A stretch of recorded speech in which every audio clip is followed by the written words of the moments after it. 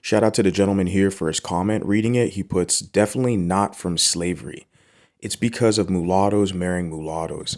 And he's talking about the common misconception that a lot of people say, well, you're light skinned because of grape in slavery, which is false. That did occur in many cases, but I think that's specifically what a lot of these people are referring to when they see like a dark skinned black person and that black person does a DNA test and they have like 8% like European, like a guy, I think the person's name is Ben Carson, if I'm not mistaken.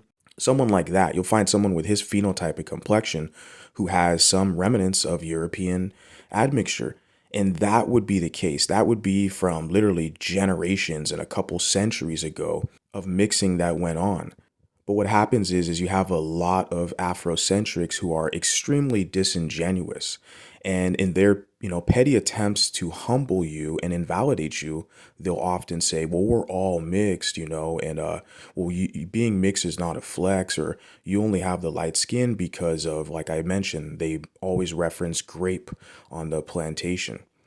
So they're purposely confusing the issue. It has to do with mulattoes marrying other mulattoes.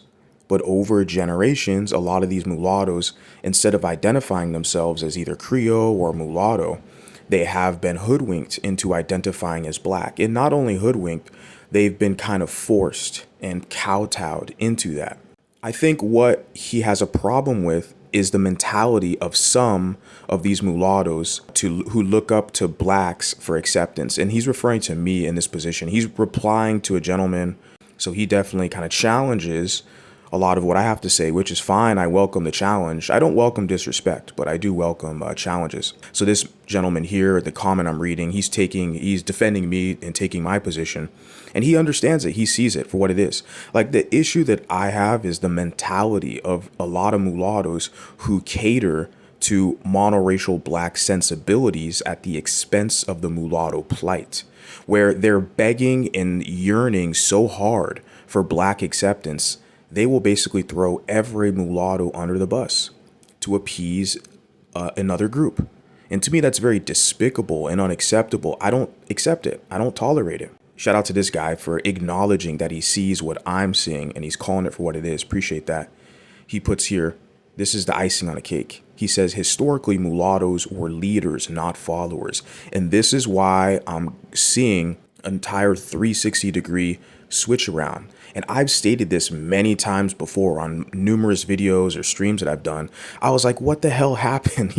From the early 19th century or 1900, the like not only the Blue Vein Society, but the Talented Tenth, W.E.B. Du Bois, the Freedmen Bureau, Booker T. Washington, Frederick Douglass, all of these influential leaders, a lot of these mulatto men, when they were leaders, the first politicians, the quote unquote first African American, elected to this office, that office, they're mulattoes, right? We're like, what happened with these people who were, in that time period, who were leaders, community leaders? But now I see these mulattoes, a lot of them, they're basically subordinates. They're serving majority black plight, not a mulatto plight.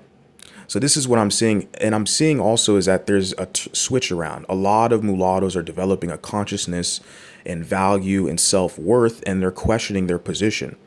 They're questioning the double standards. They're like, they don't want to follow people who are just going to follow another group, primarily, white Americans. They don't want to have that position. They don't want to fight other people's battles. They want to be leaders. They want to fight their own battles that benefits them. And I support them in that endeavor because that's my goal as well. I fight my own battles and to preserve the integrity of mulatto people. So I really like the way he phrased this, acknowledging what I'm seeing, but then also historically, yes, mulattoes were leaders, not followers. So we have to dismantle this trend we see with these mulattoes who want black acceptance so bad that they will challenge other mulattoes and literally throw other mulattoes under the bus just for black acceptance. It's very unacceptable.